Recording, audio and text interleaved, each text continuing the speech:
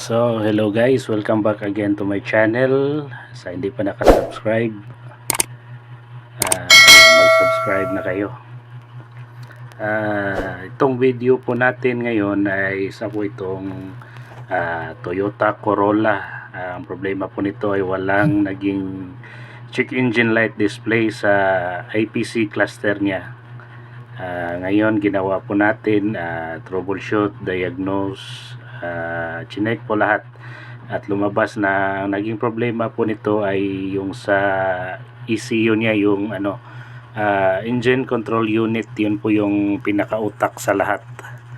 Sa ginawa nating troubleshooting, ito na po for testing na po tayo at ito actual testing, subukan pong paanda rin.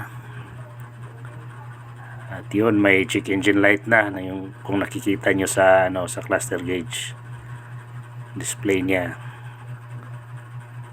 Start.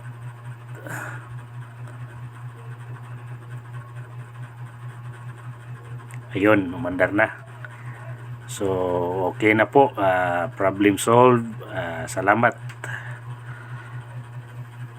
At huwag kalimutang i-like at i-subscribe ang ating YouTube channel at ating Facebook page na Cebu On Call Mechanic.